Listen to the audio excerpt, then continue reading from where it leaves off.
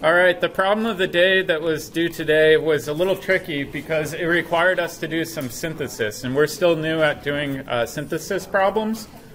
I emailed you guys a hint. I know some of you don't check your email regularly. It would be a good idea to try to check your email because occasionally I will send you some hints or useful information, especially regarding lab. So check your email daily. It's a good habit just in general. Yep. You can go to IT in Building 16 and they'll link it to your phone, just saying. Then you get all the other bullshit. Yeah, figure out a way that works for you. Just make sure you check your email daily. It's very important. All right, the first part of the problem of the day is we start out with acetylene. And acetylene is really unique because if we think about acetylene, it's got a pKa of about 25. That means it's 25 orders of magnitude more acidic than an sp3 hybridized carbon. That's really, really acidic compared to a normal alkane, which means that if we treat this with a strong base, we can actually deprotonate it. So I was going to use sodium amide. And if you watch the supplemental video that I posted online, this is what he uses in his synthesis as well. If you do this, your strong base can come, grab this terminal proton on the acetylene, and dump electrons over to that carbon. And we normally think of acid-base reactions being in equilibrium, so I'll draw an equilibrium arrow there. And our final product is our acetylide ion. People will use different names for this. The deprotonated version of acetylene is normally called an acetylide, though. This will form an ion pair with sodium, and then we'll get NH3, or ammonia. And ammonia has a pKa of about 33. So if we're looking at the difference in pKa between our acid and conjugate acid, it's clear that our acetylene is much, much more acidic, which means that the reaction is going to favor the right-hand side of the equilibrium, right? So this goes back to chapter 1, analyzing our acids and conjugate acids and determining whether or not the deprotonation would actually occur. All right, the next step. We have to install some new carbons on here. If we look at our starting material, we've got 2 carbons, but our final product has 1, 2, 3, 4 carbons. So we need to install 2 new carbons. If you watched the video that was posted online, you saw that you can do nucleophilic substitution with acetylide ions. In this case, your negative charge will come do a backside attack on this carbon, kick off our bromine, and we can install a methyl group.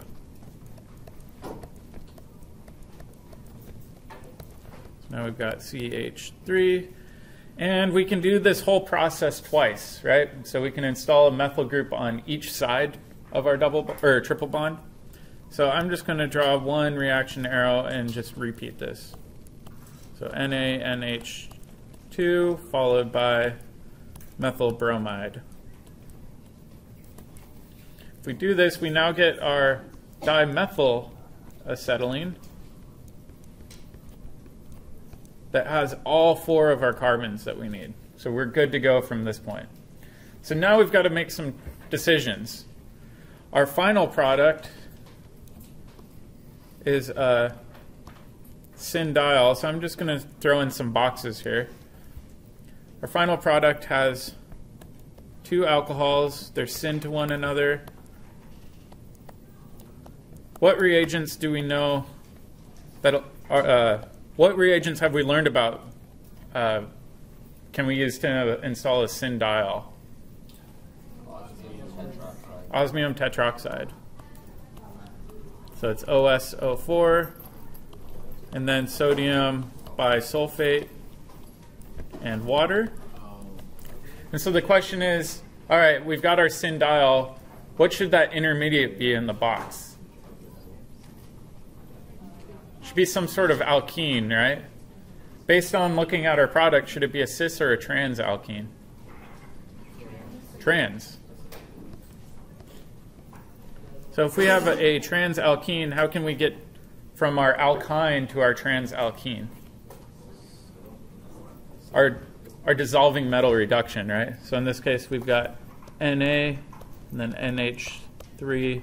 It's a liquid, so we've done our dissolving metal reduction.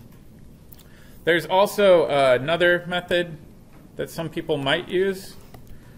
So this is an alternate method where you can go to your cis alkene. And what reagents would we need in order to do that? MCPBA followed by acid. Or sorry, I'm jumping the gun here. I'm thinking way too far ahead. Lindlar's catalyst. Then we can go from here to our product using MCPBA followed by hydronium. So either method would work. Oftentimes in organic synthesis, there's more than one route to get to the product. You're welcome to choose whichever route you're more comfortable with or whichever one jumps to your head first. If you get really good at this, you can plan out multiple routes and then look at which one would be more efficient or greener. So oftentimes chemists will try to avoid waste by choosing the greener route, avoid heavy metals if possible, so maybe avoid osmium if you can and use MCPBA. All right, so it was a little bit more challenging to do this synthesis problem, and I know it takes a lot of time to get good at these. What we'll do tomorrow is we'll practice synthesis problems, and I'll ask you guys to break into small groups, work together to solve them, and then even come up to the board and present them. So this synthesis activity isn't going to go away. This will be a common theme for the rest of this term and next term, so we need to practice it quite a bit. All right, let's switch gears back into our alkynes. And we have a quiz Monday, right? We don't have a quiz Monday. We have an exam next Thursday. It's a little soon. But We don't have class on Monday because it's MLK Day. So it's a short week next week, and on Wednesday we'll have a review day. Okay. So I'll do a review. It'll be probably later in the day. On Tuesday we'll do a class poll and figure out a time that works for everybody. Oh, Wednesday you do the review? Wednesday, Outside of class? outside of class. Yeah. All right, so let's take a look at where we stopped yesterday. Yesterday we stopped at hydroboration oxidation of alkynes. And we said that if we do hydroboration oxidation of an alkene, we install an alcohol at the anti-Markovnikov position. All right, so this was review from last chapter. It's anti-Markovnikov addition reaction. If we do this with alkyne, we can get the anti-Markovnikov addition where this alcohol is installed at the less substituted side of our alkyne. But we said before we left that this quickly tautomerizes to the aldehyde. So what we're going to do today is actually go through the mechanism for this enol aldehyde tautomerization and see how it works, because it's a little bit different than what we saw using our hydration. All right, so I'm going to erase this aldehyde and we'll go through it step by step. So if we look at our reaction conditions, we're actually running this reaction under basic conditions, specifically with hydroxide. So what I'm going to do is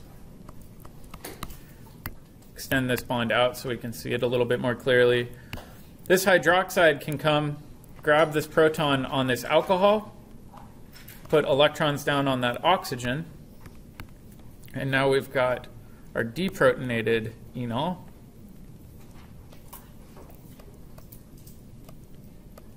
Got a hydrogen there, our oxygen with the negative charge. And when we deprotonate our enol, it is called an enolate, meaning it has a negative charge. And this enolate can actually be resonance stabilized or delocalized.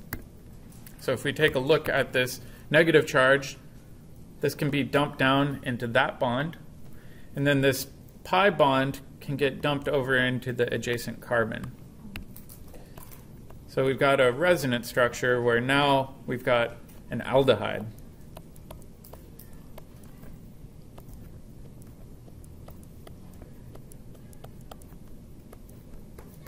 And we've got a lone pair there, giving that carbon a formal negative charge.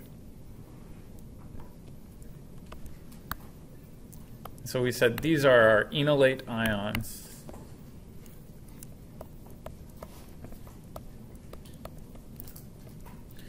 So now we've got this negative charge down on that carbon. We created water in this step when we tore off that proton from the alcohol. So this water can act as a weak acid, and this negative charge can come around, grab that proton, and regenerate our base. So now we've got 2 protons in this position. We still have our aldehyde over here and our methyl group hanging out on the side.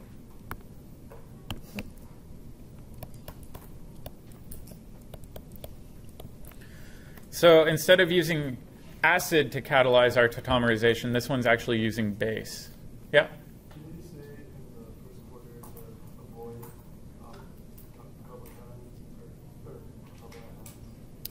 I said we don't want to go over the octet rule with carbons. In this case, you can have a carbanion, just like with our acetylide. That carbon had a negative charge. It's okay as long as we're not going above the octet rule. It's okay to form a carbocation and go below the octet, but we just can't go above it very easily. Does that make sense? All right, so if we look at this, we're going through base catalyzed tautomerization.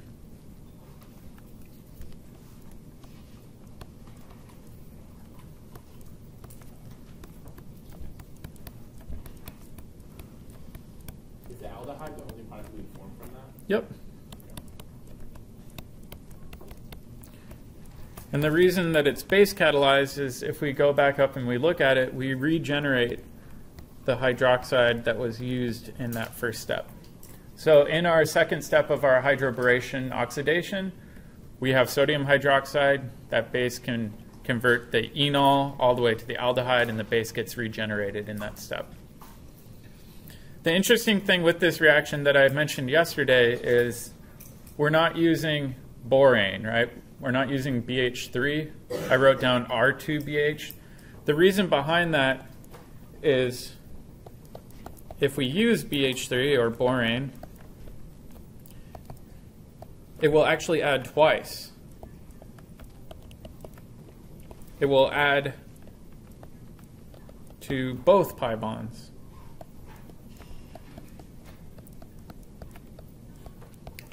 In this case, we don't want it to add to both pi bonds. We only want it to add to one pi bond. Borane is just simply too reactive, and so we need to figure out a route to make the borane reagent less reactive.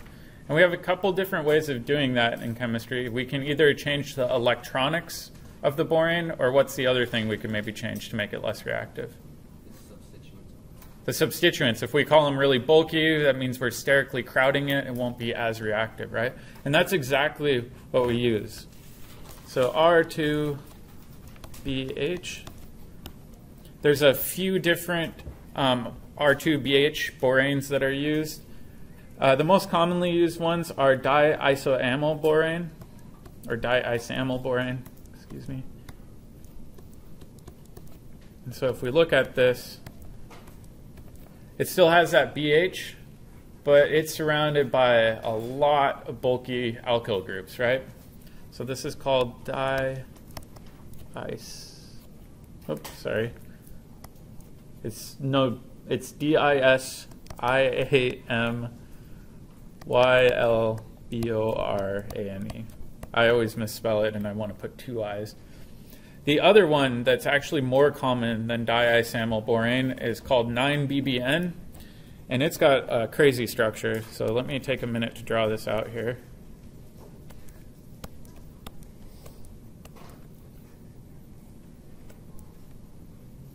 Will we ever need to draw these? Yep. For all intents and purposes, it's okay to write 9-BBN. All right. Let me fix this. I'm not the greatest with drawing 3-dimensional structures. All right, there we go. And if you look at this, it's got a bicyclic ring system. So there's a carbon there, there, there, there, there, there, there, and there. And the boron's taking place of one of the carbons. So it's called 9-bora bicyclo 3, 3, 1, nonane. And so if you remember back to our naming conventions last term, that 331 is talking about the bridgehead.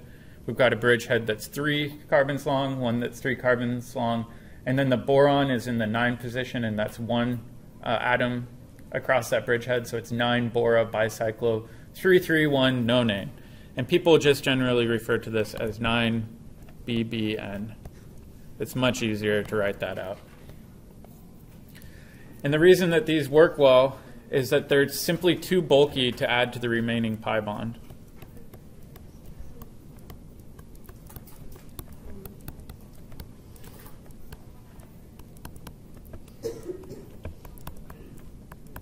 They're too bulky to add to both pi bonds. So chemists like to use these reagents anytime they're working with an alkyne to avoid any undesired side reactivity. You can see the alkyl spinach coming off there is very sterically bulky, and it can add to both faces of an alkyne.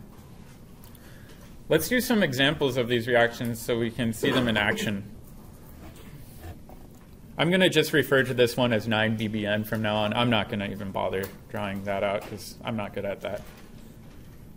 All right, let's start with, yeah, you only need to write 9BBN on a test or quiz. I wouldn't expect you to draw that out. No, I mean on things that we're not good at. Test you?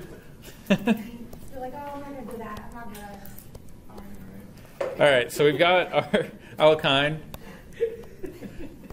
First step, we'll use 9BBN. And then our second step, we'll use our peroxide and sodium hydroxide. So the question is, what product do we get out?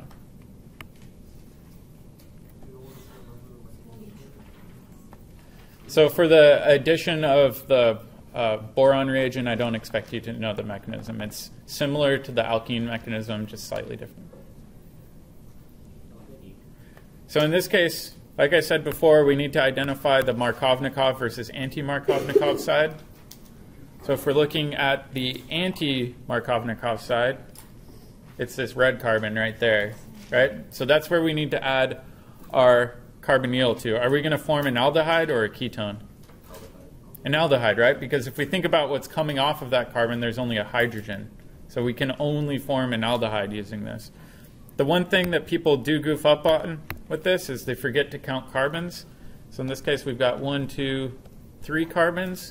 We need to make sure that we're not adding or removing a carbon on accident. So we should have an aldehyde coming off of carbon 3. So we'll label this carbon 1, carbon 2, carbon 3. The aldehyde's coming off that 3 position. So it'll look something like that, right? So we're just simply adding a carbonyl group to that number 3 position on our alkyne. I would recommend trying to number until you become really comfortable with these reactions. Otherwise, it's very easy to forget a carbon. All right, let's do a different one. This time I'm just going to abbreviate it R2BH. Just want to check, if there peroxide wasn't there, you'd add into the Markovnikov side, correct? That's the only thing making it add to the anti-Markovnikov? In this case, the peroxide's a little bit more involved with that. If you don't add peroxide, it gets stuck at a trialkyl borane intermediate. The peroxide is what does the oxidation and the hydroboration oxidation. So it wouldn't add to the Markovnikov side, it just gets stuck. Yeah. I told you guys the good trick was always remembering that with peroxide you get anti-Markovnikov, but it's not explicitly causing it to not be Markovnikov, I guess. All right, so let's look at this reagent condition.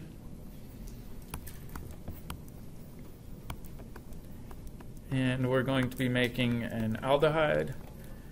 And I want you guys to help me figure out what reagent we would need in order to get this transformation to work.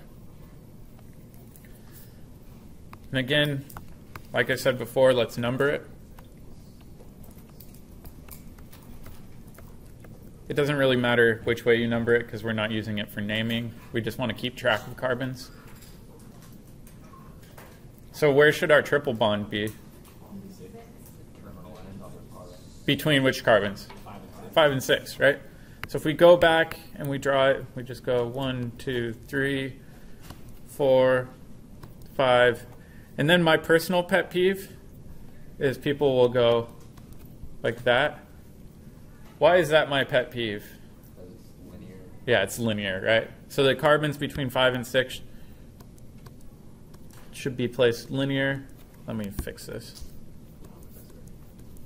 Like this, and then if we double check our carbon counting, we've got 1, 2, 3, 4, 5, 6. It's not good form to draw your alkene at a bent angle because we know in reality, due to Vesperi theory, it's going to be linear. All right. Will we get marked down for that? No, it just will irritate me on the inside. You'll just see him like, on your Yeah. I see drops of tears. All right. So let's go and actually make a little summary table because these can get confusing. So we've got 2 different hydration techniques. So we've got alkene hydration summary. I'm just going to use a generic phenylacetylene. And for one of these, we can get addition of a carbonyl group to the Markovnikov position, which results in a ketone. And in another method, we can install it on the less substituted side and get the aldehyde, right? So we really need to pay attention to, are we adding to that red carbon, which is the Markovnikov side, or are we adding to this green carbon, which is our anti-Markovnikov side, right? So we've got anti-Markovnikov down here. We've got Markovnikov up here. Whoa. Oh, no. Where'd it go?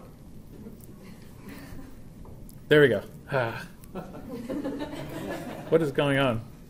I think my computer overheats when I'm recording. So we've got Markovnikov up here. Oh, man. And anti-Markovnikov down here. All right, what reagents do we need in order to get our Markovnikov hydration? Acid and mercury. Yeah, we need acid, right? So in this case, what I would do is just use H+. Oftentimes, instead of writing H+, the book will write H2SO4 and water. And then mercury sulfate, we said, is our catalyst that allows this hydration to occur. For the anti-Markovnikov position, we need to do our hydroboration oxidation, where we use our bulky borane, followed by hydrogen peroxide and hydrogen peroxide and sodium hydroxide. Oh, man. So we can control the position of addition through our choice of reagents. All right, are there any questions before we continue on? Just one.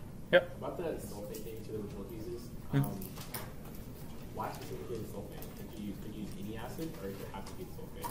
So mercury sulfate's the best catalyst for this hydration. Sulfuric. Oh, sulfuric acid? You could use a lot of different acids. Sulfuric acid is just very cheap. Yeah. You want to dilute one more? In this case, Because it says you normally want to aqueous. You don't want to add in concentrated acid. Concentrated sulfuric acid is a very strong oxidant, and you get some other side reactions going on. Okay. All right. Let me see if I can get my pen tool back. There we go. All right. So let's continue on to halogenation of alkynes.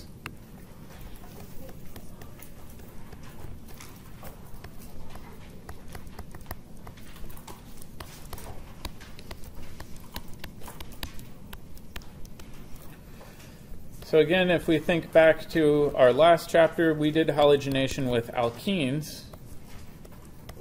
And And we said when we reacted it with something like elemental bromine, did we get syn or anti-addition? Anti-addition, right?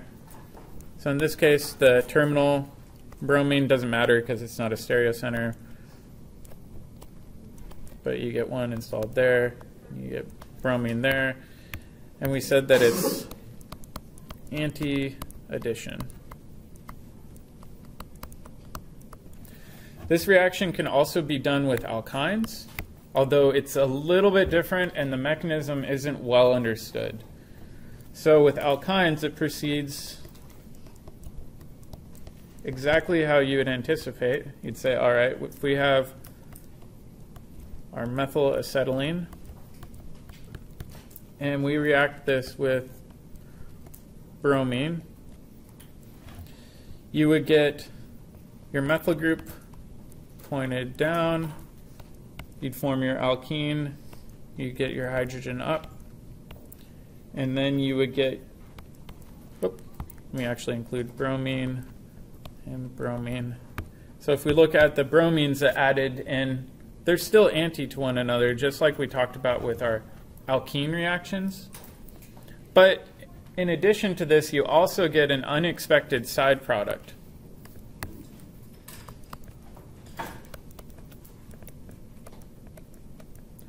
You get one where you get the bromines in the cis position.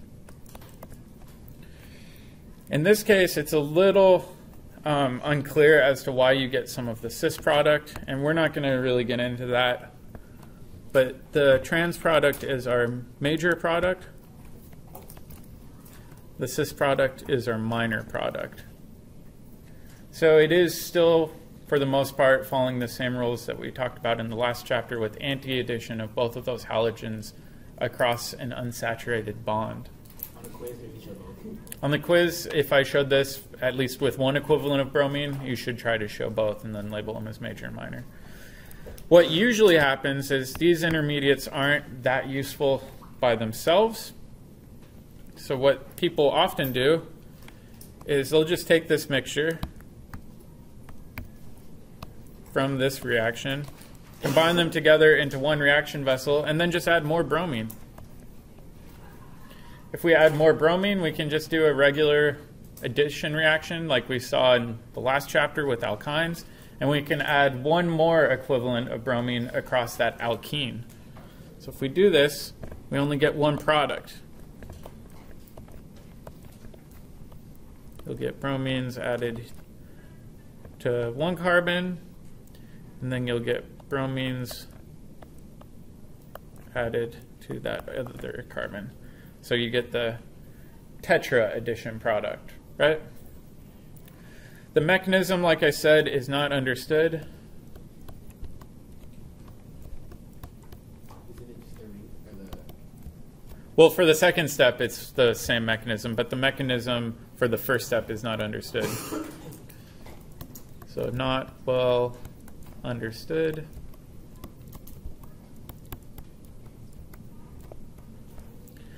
At least for this first step, so I'll try to label that. But what is really interesting with this reaction is you have to use a very particular solvent. Elemental bromine in this case is very, very reactive, especially in the presence of alkynes. So the solvent we have to use is actually a banned solvent. It's hard to purchase anymore, at least on a large scale, and it's called carbon tetrachloride. It's a cousin of dichloromethane, but it's got two extra chlorine groups on it in place of the protons.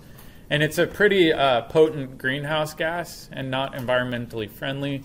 So the federal government has tried to reduce its use a lot in organic labs. This is one of the only reactions where you actually see it being used anymore. They used to use it in place of dichloromethane all the time. Now we use dichloromethane because it's not as bad as carbon tetrachloride. So CCl4 is always used in these bromination reactions. So if we wanted to go backwards in this reaction and go from our final product to our alkene, what could we add in? Wait,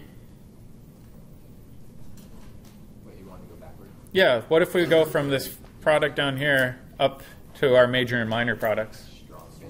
Strong base. If we wanted to go all the way back to the beginning, add more strong base. So many of these reactions are reversible from our alkenes to our alkynes to our alkanes. We just have to pay attention to all of our schemes that we've learned from this chapter and the previous chapters. Are there any questions on the halogenation reaction?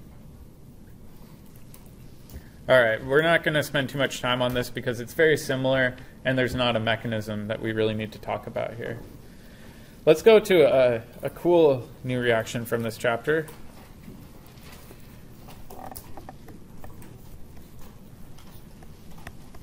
Ozonolysis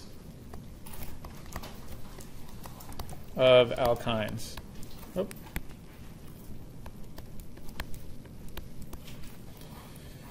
And if we think back to our last chapter, we already talked about ozonolysis with alkenes. And we said, all right, if you've got this alkene and you react it with ozone and then reduce it with zinc and water, we can split this double bond and we can add 2 oxygens across it, right? So in this example, we would get an aldehyde plus an additional aldehyde. So really just 2 equivalents of the exact same aldehyde. So the products from these reactions are either going to be ketones or aldehydes. If we do this similar reaction with alkynes, we get something a little bit different.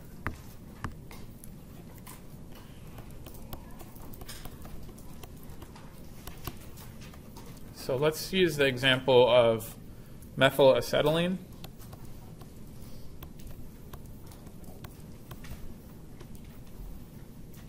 With a terminal proton. We're still going to add in ozone. And in the second step, we don't even need to add zinc. It will fall apart on its own just in the presence of water. This time, we're still going to split this triple bond. But the alkynes are much, much more reactive towards ozonolysis. And so what you end up getting is a carboxylic acid. So what I'm going to do is I'm going to label these carbons. I'm going to label one in, let's do blue right there. And then I'll label the other one in green on the right. That way we can keep track of where our carbons are going. And if we do this, we get one carbon attached to the methyl group. So I'll draw this in blue. This will form its own carboxylic acid. And then what do you think happens to the carbon that's labeled in green? CO2. It forms CO2. So in this case, this reaction, when it's working, will start bubbling, and you'll get evolution of CO2 gas, and you'll form an aldehyde. Or sorry, carboxylic acid.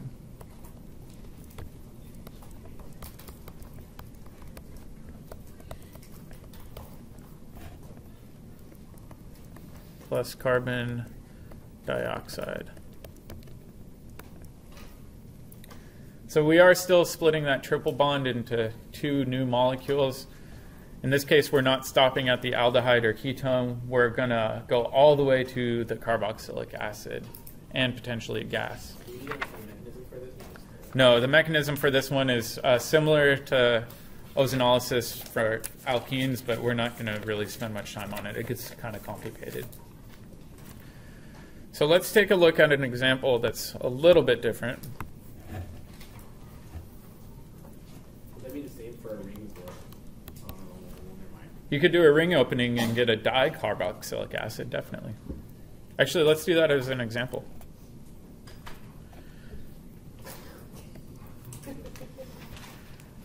Alkynes don't like to be in rings nearly as much because they want to be linear. But there is a very strange example. It's one of my favorite molecules.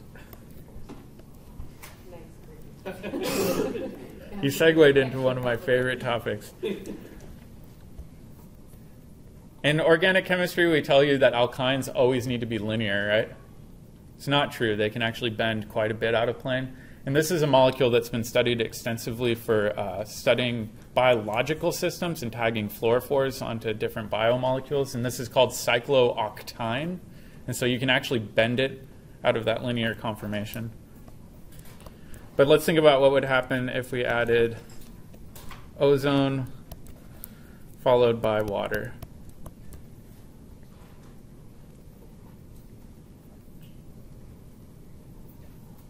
Would you still be carboxylic acid and carbon dioxide? Yeah. So try to draw out the product you think would come out of this, and then we'll compare.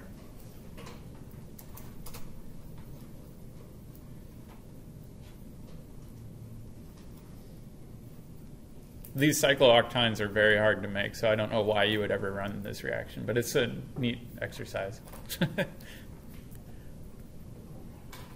So let's number our carbons. We'll go 1, 2, 3, 4, 5, 6, 7, 8. We'll have a carbon chain that's 8 units long, so 2, 4, 6, 8. And then we've got a carboxylic acid on each end. So if we number it, we should keep track of our carbons. 3, 4, 5, 6, 7, 8. So we get this dicarboxylic acid if we tried to do ozonolysis on this. Let's do another reaction.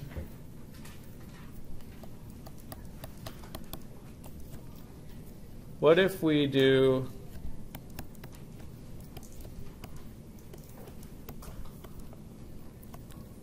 this one, and we treat it with ozone and water?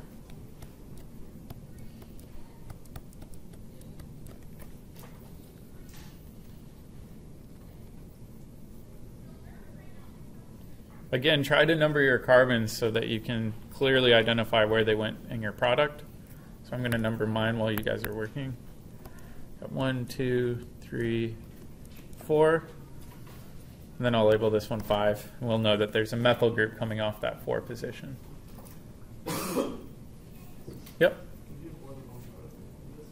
Yeah, you might get more than one product.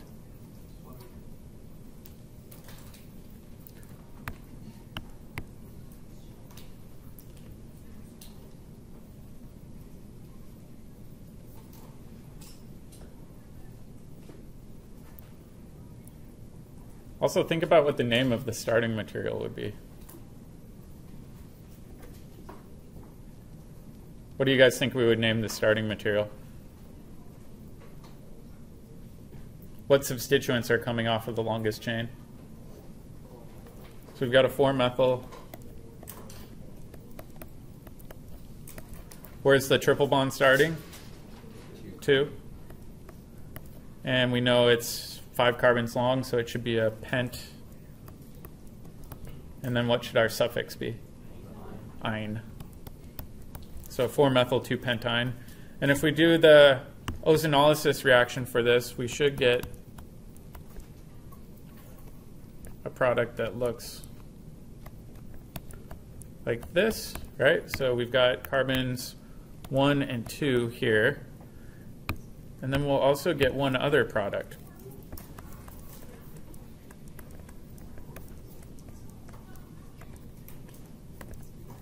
Let me try to draw this a little bit more clearly.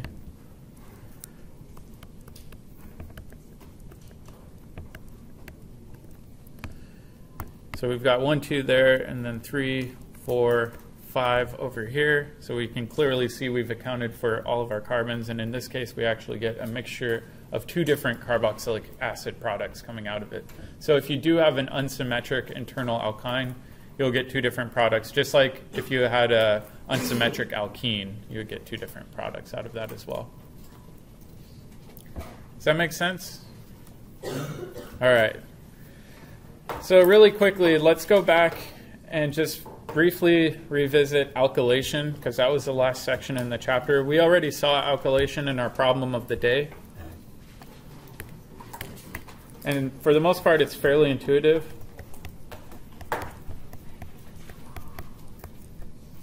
alkylation of, oh man.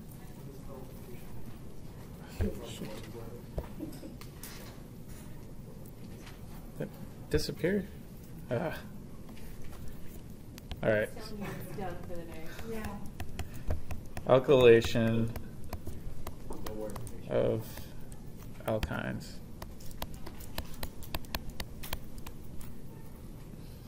And we said if you have some alkyne, you can react it with a strong base in order to form your acetylide ion. So let's draw our arrows. I'm just going to draw this as base negative, or generic base. And if we do this, this will come over, grab the proton, dump electrons onto that carbon. And we said if it's acetylene, you get the acetylide ion. If it's unsymmetric, it's an alkynide ion. And then this can react with some sort of reagent, Rx. So R in this case is going to be an electrophile. And the reason it's an electrophile is halides tend to be electronegative, so we get a dipole. This can add in, kick off our halide. And now we've created a new alkyne.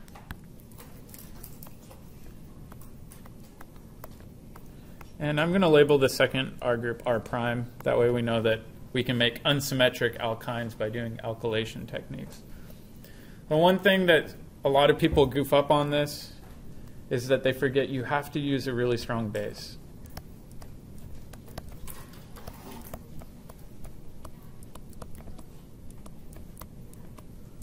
Strong base.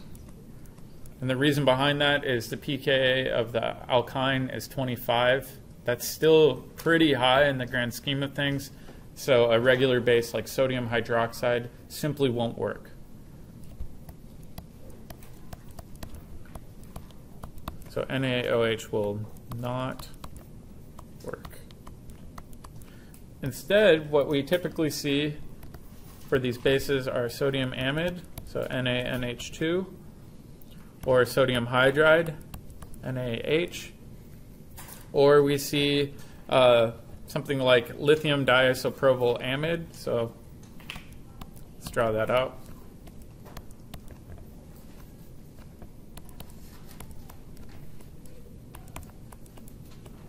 This is often abbreviated LDA.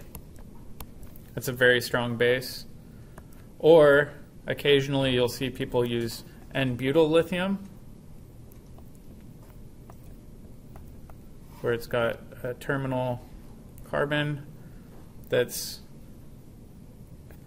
covalently bound or ionically bound to a lithium. Sometimes you'll see it either way. So N-butyl lithium is also another one. And oftentimes that's abbreviated NBULI. What's the N mean again? It means normal butyl. It means it's not branched. It's a straight chain. So anytime you see N-hexane, that means it's 6 carbons in a straight chain, not some other isomer of hexane. That's a great question. The other important thing to remember for alkylations is that we're doing a SN2 reaction up here, right? Do SN2 reactions work very good on bulky electrophiles, or work very well? No. They work better on smaller electrophiles, right? So in this case, this works best if, oh my goodness.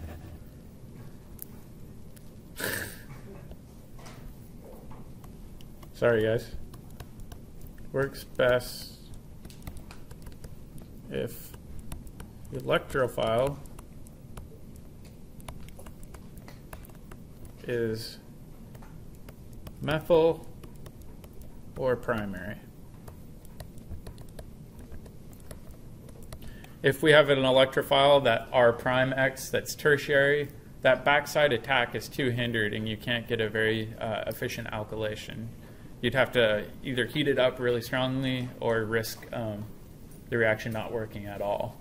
So it works much, much better for primary or methyl electrophiles. So like on our problem of the day, we use methyl bromide. That's a methyl group as an electrophile. Those work really well. They're excellent at performing alkylations. All right, so I think we've got about 5 more minutes. So what we're going to do is try to start one synthesis problem.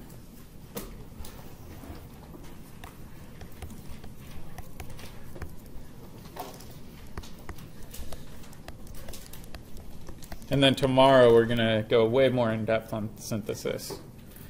So for problem number 1, let's do this guy. This one's not too bad.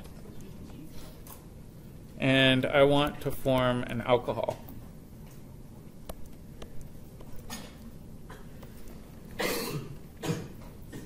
And a lot of people are asking me, how do you work through these? They seem really challenging. What I recommend doing is working backwards. So if we look at our alcohol, it's installed on the end of a chain. Do we know any ways to install an alcohol on the less substituted side of something? Hydroboration, right? So maybe this last step is some sort of BH3THF followed by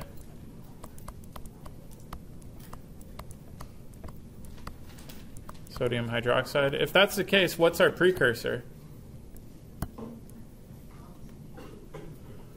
You guys can be loud. Be firm with your answer. Believe it. It'd be butene, right? Butene. All right, so we've got one butene there. The question is, how do we get from our butene, or get to our butene from our alkyne? Yeah, in this case, does it really matter? Yeah, it doesn't really matter. So we could say H2 and Lindlers. Or we could do sodium and ammonia. It really doesn't matter. Oftentimes, if you're left with a terminal alkyne, you can go either way. I'll leave one more for you guys to work on at home, for those of you that like working on challenge problems. Let me move this down, actually. So this time we're starting with our butene that we made, and we're going to actually try to make this final product. So this one's a little bit more challenging, I think. But you have to figure out a way to get from the butene that we made all the way to a much, much bigger product. So I'll leave this for you guys to work on. If you have any questions about this, feel free to stop by my office. The problem of the day is really mostly just review for you guys to help you with your note-taking. So I would even recommend photocopying it and keeping it with you over the weekend. That way you can study off of that problem of the day. It's an excellent study sheet.